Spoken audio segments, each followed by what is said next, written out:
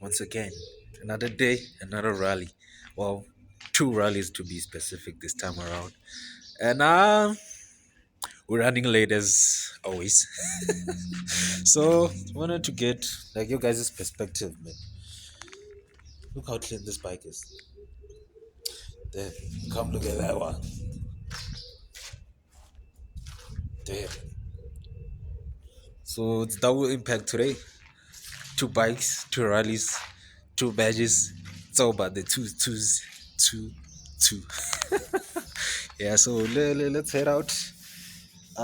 We will be breaking some rules today because Lalala loves to take his time as much as I do. So, let's get to Langenhoven Park first and see what's going on down. GS on top of GS, RR, RR. Too much. Never seen so many GSs all at once.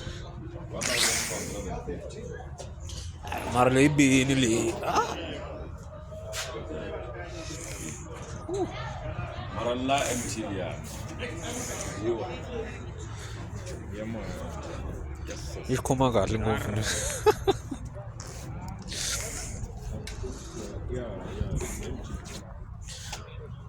Shit. Come on. So we just arrived waiting for the briefing. It's a Bible Bikers Rally. Bikers Rally. This looks nice. Jesus. Jigsaw. Swivona leswi tshama swi va mara swi blind njhani? Oh, yeah. Plus loko u nga ha lavi ku swi vona u swi jikisa so se swi endlaku moya wu famba kahle. Xexo xin'wana.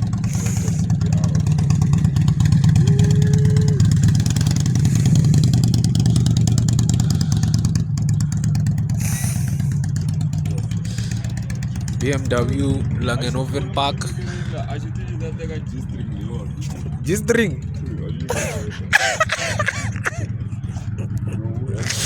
A ni nga yi vonangi. Hi le ya GP leyiwa.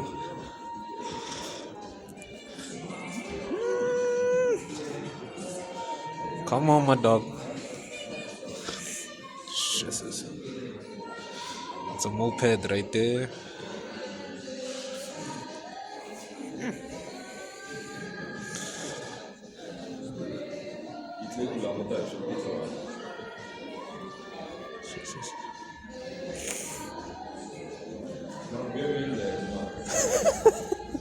Oh, yeah, I want to take this thing. What the fuck is this? Look. So we're at BMW Langenhoven Park. S1000. Damn.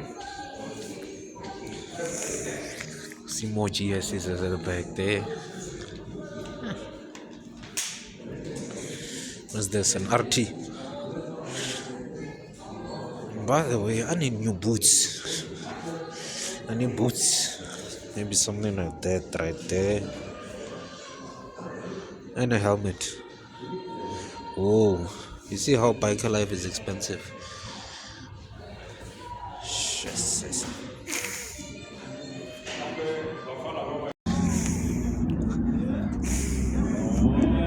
There's Patricia. More bikes, more problems. Woo! Yes!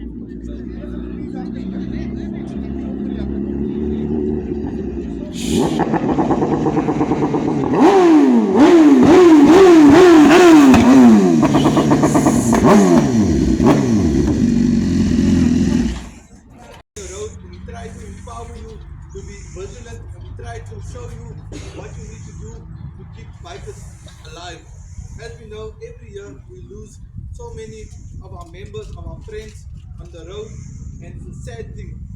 And what we try to do with Bikers Lives Initiative is to come together as a collective and say that, you know what, our lives does matter.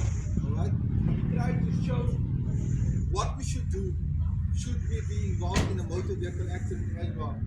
So this Bikers Lives Matter run, if you are not aware of it, it's being done all over in South Africa at the moment in this period of this month. So not all on one day, though we try to have it on one day, but they have it in this month for the first 2 weeks, but we also have it internationally as well. We're having it across Africa and we even have it in Ireland as well. Yeah, so it's an international organization actually where we're trying to show people and make other people aware as well that we are also on the road and we must also be vigilant and take note of what other people is doing on the road as well. So thank you for taking the time and the effort to be here. Hopefully by the end of the day you would have learned something new and made other new friends as well. So before we start, can someone just open with a prayer with you? Just to bless the day. Anyone? Thank you, sir. Right, let's move the caps. Dear Heavenly Father, on this lovely day, we ask that you'll bless this day, bless this road, bless these bikes, and bless these riders. We ask that you'll help us be safe on the road, and that you'll be with us through the rest of the day as we have a few activities planned. Father, we ask this not because we deserve it, but through your love. Amen. Amen. So what's going to happen? So we're taking off now. Everyone's getting on their bike. To the zone, carwash. So I think we can go now. Let's just wait for a few of the starts.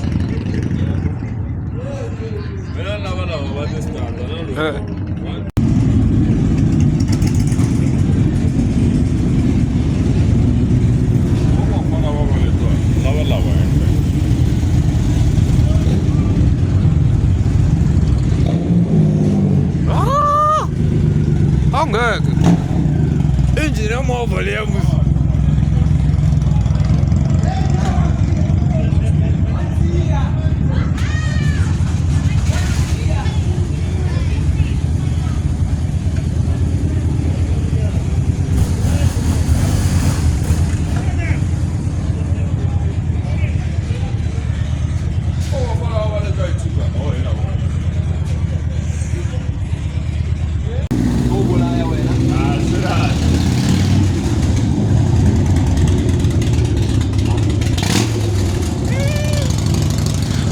kurila zenge.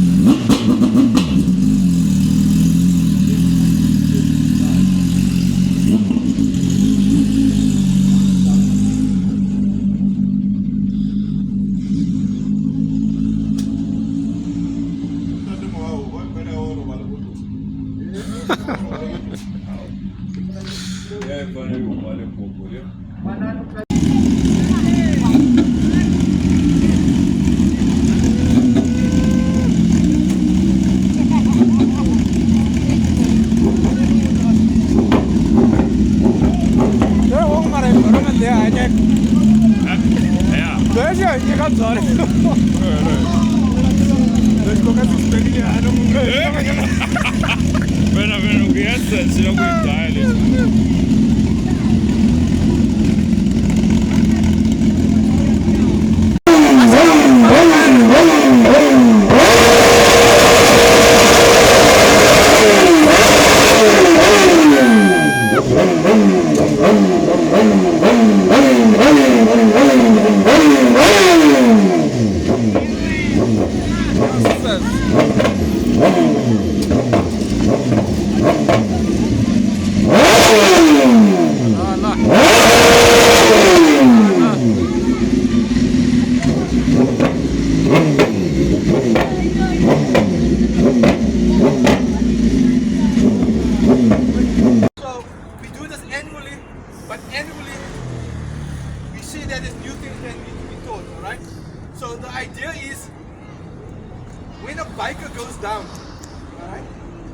some important things that we have to do. There's some important things that we have to remember. All right. Who is the important people that is riding with you? It's the president, it's the road captain, and the sergeant at arms. Am I right? So one of those three must have a first aid kit. Doesn't have to be a big one, just a small pack like this. You can put under your seat or in your vest or wherever. But it's important that someone should have a first aid kit with them. Why do you think it's important?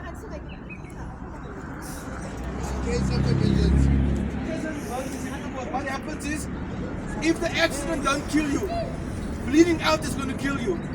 So why must we let our friend die? Because we can't stop the bleed. You understand? So those are the kind of important things. What else do you think is important when you witness a biker go down? It's a secondary injury, am I right? You are on the N1, N2, wherever, N8. The biker goes down. What happens? He dies from a secondary injury, which means that another car comes and ride over him. You understand? So stuff that we can prevent, we must prevent. Alright. So we talk about the 3 H's. Okay? The 3 H's is very important. It's hazards, hello, and help. Alright? So we must make sure that we have control over the hazards. Alright? What do you think can be the hazards if a biker goes down in front of you or behind you? A friend of yours in the back is riding and you hear, there he goes down. You look back, he's laying in the middle of the road like this. What do you think you in the pack, what do you think you must do immediately? Immediately. Secure the scene. Secure the scene. How do we secure the scene? How? Barricading the road. Okay, so the reason why we're doing this here on the side of the road, firstly to be more realistic, but also to give awareness to the other people that is coming past. Alright? So what we're gonna do is we're gonna show you and demonstrate. Then we're gonna hand the scene over to you. And you must do it. You understand? Because it's easy for us to show you, but if you don't practice, it's not gonna help. Alright? We cannot teach you first aid in 10 minutes. It's impossible. But we can show you are the systems involved for you to make sure that your friend is gonna stay alive. Alright? So am I right? So depending on where you are, if you are in an urban area, alright, you tell 2 people, alright, you go 50 meters up that way, you go 50 meters up that way, slow down at the traffic, alright? So what do you have at your disposal? Anything that is red, alright? If it's at night, a light, alright? A simple light like this. Simple light like this. You can keep it in your pouch, alright? You just click it and it does this, can you see? So 50 meters up, 50 meters down, you tell him slow down at the traffic. Because the last thing is you want him to be knocked over for a second time, or what else, you can help him, then you get knocked over as well. You understand? So 50 meters up that way, 50 meters up that way. If you are on the national road, N8, N1, or wherever, 50 meters is too short. Alright? By the time 50 meters there, the guy is driving so fast that already is going to hit you. So it's depending on your environment. So if it's on the N1, N2, N8, it's 150 meters up. 150 meters up that way, 150 meters up that. If it's a one way, it's only in one place, okay? 150 meters. And then you tell that person, hopefully it's not a bystander, it's one of the bikers. Because if it's a bystander, you tell him, slow down the vehicle to 150 meters. The minute he gets a phone call, where are you? Oh, I'm coming. Then he leaves. You think that the area is concerned, right? You tell him 150 meters, another one at 200 meters, alright? Slow down, it's the traffic, right? Use whatever's available that you have. At night time, you need to have a light, alright? You take a bike up, alright? You go up 150 meters, okay? And you get the brake lights on, alright? And you put it on all the time to slow down the vehicle, alright? Because the last thing you want is for him to die unnecessarily, alright? So now we sort out the hazards. And the second H is hello, alright? So we go to him and we ask, my man, are you okay? Alright? Why are we asking are you okay? Because we want to know if he can talk. If he can talk to us, it means his airway and his breathing and his circulation is fine at that point in time, alright? So we say, sir, are you okay? my bike okay? Because that's the first thing you're gonna ask, is my bike okay? Alright? So he's your bike is fucked up. Alright? Then he goes into shock. The second thing he's gonna say is, delete all my messages on my phone. No, I'm joking. So, what's gonna happen is, you're gonna ask him, are you okay? Alright? If he cannot talk to you, if he's unconscious, what do you think you have to do? Clear his airway. But the last thing we want to do is take off his helmet. That's the last thing. Why do you think that's the last thing? You can break his neck. Because you know what hurt his neck. How much does the average helmet weigh? Not now, the carbon fiber fancy ones. But the average one that the average person uses. Irrespective, but the point I'm trying to make is it's a weight, alright? And that weight will throw you left and right, and the mass works on your neck. So we don't want to take off the helmet. But if he's not breathing, alright, it's life over limb, alright? If there's blood coming out of his mouth, we need to take off the helmet so that he doesn't go get that blood into his airway. And then he dies from asphyxiation because there is blood in his airway. So he survives the accident. Thank God he survives the accident. But then he dies because of asphyxiation. Alright? So we're going to show you how to take off the helmet. But please, it's the last resort. Okay? We want to keep the helmet on for as long as possible so that professional help can do it. Alright? So, can I just show them how to take off the helmet first? So, what's going to happen is one of them will keep the helmet, alright? You want to keep the neck aligned. So just keep the line there. The line. Then we're going to take it off there. Alright? Then what I'm going to do is I'm going to support the head and the neck at the same time. Alright? To keep it aligned so that it doesn't move. Alright, so I'm going to do this. Come inside as high as possible and secure the neck and the head. Alright? As high as possible. Then she'll take it off. Take it off. As slowly as possible. You can see. His neck moving. No. Because I got control of his neck and his head. You understand? Here we go. Now gently go and lower it. You understand? But this is the last resort. Alright? Thank you. Alright. What else are we supposed to do now? Yes, sir. Exactly. Especially if it's proper. If a helmet fits you the right way it's supposed to fit you, it's supposed to be tight. Am I right? So, therefore it's important that you secure the neck and the head at the same time. But the jaw, because if the helmet fits you the way it's supposed to fit you, you are supposed to do that. You understand? It's a good question. Thank you. Yes, sir. No, when are we going to that place? Alright. So, we did the hello. Alright? We did the hello. So now we know that he's alive. Okay? So now the third H is the hello. Okay? I mean, help. Okay. So now we call for help. What is the safest, easiest, cheapest way to call for help? What number on your cell phone is free as an emergency number? 112. 112. What must you tell them? 112. Hi, my name is Jabu. Then what? What are you supposed to tell them? So you tell them who you are, okay, and your cell phone number, so that if the call dies at any given time, then they can call you back. Alright?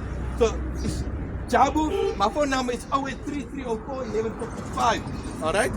I'm here at the motorcycle accident. So already they know who's calling, okay, the cell phone number and what's happening. Then you tell them, I have 3 injuries, or I have 2 people down, or 1 person down. Then you tell them where you are. Alright? Now it's difficult on the N1 or the N8 to give people where you are unless you got GPS. Alright? So you give them your nearest landmark. Alright? I'm standing at the robots, or I'm standing at the school, 50 meters from the school and things like that. Alright? Then you tell them the condition of the person. He is still alive, but he looks fucked up. No, don't look fucked up. Just say he's alive, but he has injuries. I need help ASAP. Alright. So we did the 3 H's. It is hazards, most important thing. Alright. Then hello to ascertain if he's alive. Okay. And then we call for help. Alright. Now, we have done those three. Alright. So now we need to bandage the person up. Alright. So the important thing is, how much liters of blood do we have at the moment? As we are standing here, how much liters of blood? Impress me quickly. About 6 liters. Alright. For the females, it's a bit less, 5 to 6 liters. For a male, it's between 7 and 9 liters. So we take an average. 6 liters. Alright. So if you lose about 750 ml, nothing's going to happen. Life is good because we donate blood all the time. We don't go to ICU afterwards, am I right? Yes. When we go and give blood, we don't go to ICU. So as soon as someone starts to lose a liter or more, he goes into shock, alright? So we want to stop the bleeding as much as possible, alright? So if you see his pants is full of blood and what, okay, we don't have a scissor with us to cut to expose, am I right? So we bandage over the area where everything is bleeding from, okay? So we have the bandages here. That's why I said it's important for you to have a first aid kit, alright? We just need 1 or 2 other bandages just to stop other bleeding, alright? Can we just show them how to do a bandage? Alright. We don't want to manipulate any bones, alright? Especially when he has a fracture, and that's a big possibility, alright? So you need someone to come and assist you, okay? If he's bleeding out, you need someone to come and help. So he can go and support at the lip, alright? And then the next person come and bandage it up, alright? Go. Are you watching, right? Because you're gonna do this next after this, alright? Alright. Then we're gonna bandage him up, alright? But then we have to go and stabilize him until help arrives, alright? So if you find someone that's been in a motor vehicle accident and he's been knocked over, and by the time you are coming to him, he's walking up and down, fuck, that was cocked. Okay? It doesn't mean now you have to put him down on the ground and say what. You just look for injuries, alright? Because sometimes what we call is we have injuries that we're not aware of, alright? Because you're in shock, alright? The adrenaline is flowing in the body. You say, my man, you know that you got like a knife in the back of you. Where fuck? He doesn't even know, understand? So you have to do secondary survey, okay, and look for any other injuries. We'll find out that he has abrasions and what, just go and bandage it up and wait for assistance. Is there any questions? Yes, ma'am.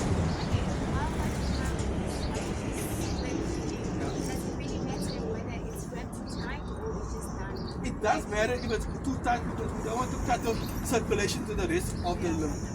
Okay, so we do it, but we need to stop the bleeding as soon as possible as well. Alright, now we're going to show you what to do when you cannot make the scene safe. Okay, so this guy, we're trying to close the N1 or the N8, but it's just hectic. This guy is going to get knocked over. So we need to move him, alright? But we cannot just move him because he could have a neck injury, alright? So we need to move him in a way that protects his neck at the same time. So how do you think we can do that? We're going to show you, okay? So, his helmet, just keep his helmet still on, doesn't matter, alright?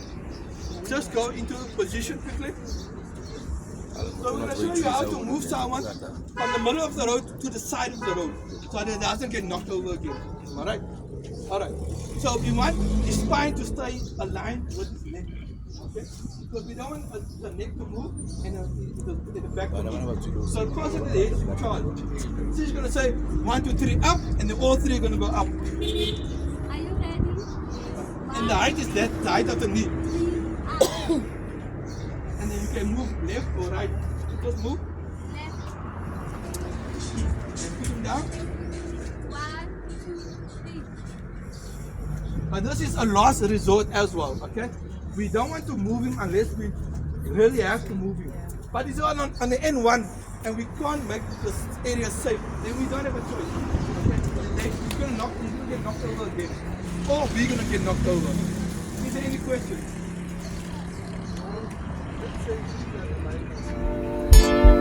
Hold on me tight, oh please don't let go, oh I need it.